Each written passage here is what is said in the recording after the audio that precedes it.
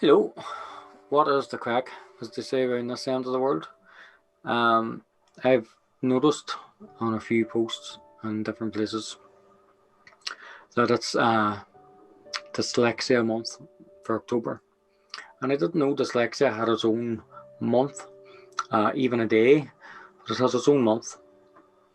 And there's a few things that I think I could share that would be helpful in for people that meet certain challenges, be it dyslexia or learning challenges otherwise. Purely speaking from experience from my own life and how the grey cells work between these years. So one thing I thought would be a very good thing to point out or show people is a dyslexiefont. I came across this about maybe a year and a half ago, possibly a year ago. And what it is, it's a font, a typeface that is very easy on the eyes to see the patterns of the letters and words, and as reading goes, it's a lot easier to comprehend, or at least sort of see the sentences as I suppose they would normally appear for someone else that maybe isn't dyslexic. Very, very handy, very easy to use, very, very reasonable for a personal license. It's not something that I use every day, but I do know if there's a day that I'm using a lot of screen time, especially a lot of sort of text heavy kind of things, it's a very beneficial to sort of turn on that tab for it. So I'll give a quick run through on it. And I've actually went on the website just before this and noticed that there's a few other products that wasn't there before.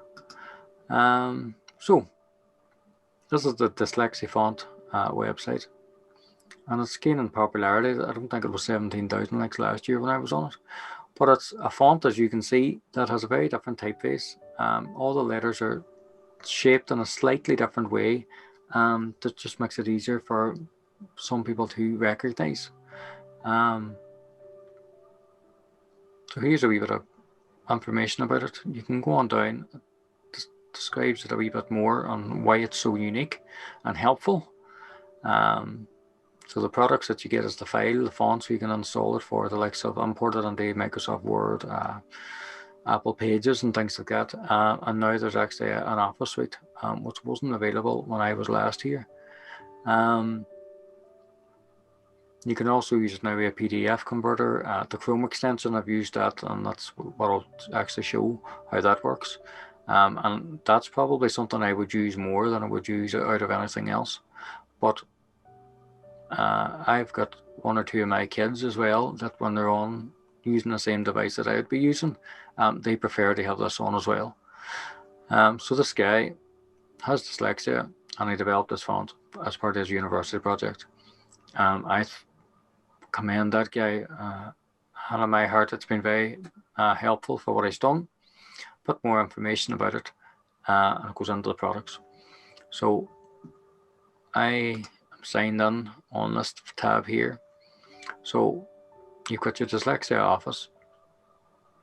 You get a free trial, which I haven't done, which I may do.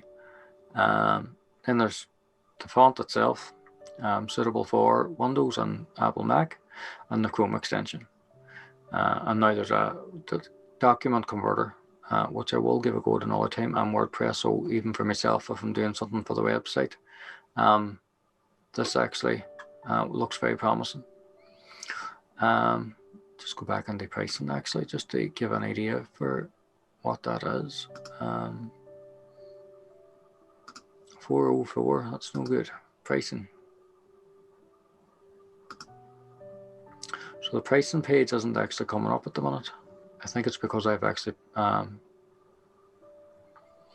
purchased it. It's very reasonable. Off the top of my head, I think it was, I couldn't tell you, I'd be guessing if it's anywhere between a tenner and $30, depending on what you go for. So just to give an example of how it works in Chrome, so this is a Chrome tab. This is just my Facebook page, but up here in the corner, I hope that it'll come out in the recording, but there's actually a dyslexiefont Chrome extension, which you would find up here with all the other extensions. And if you tap, just tap that, it'll come up to give you text size, color, font type, and now obviously it's just turned on just because I've tapped this. So I can increase the size, so you can actually see now the whole type font has changed on the page. I can increase the size of it, the spacing of it, and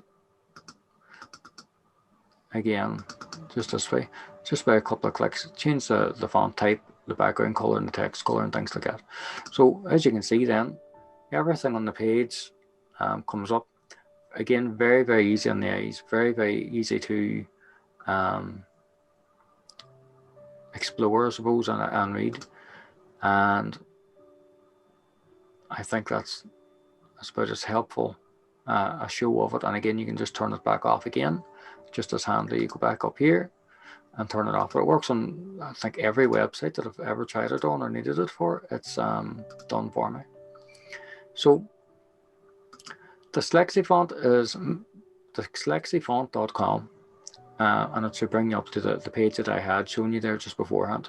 So I hope that's a helpful look at what one thing to do with the sort of dyslexia side of things, especially in a technology sense.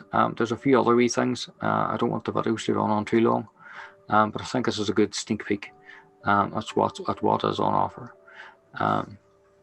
So hope that's been helpful, useful.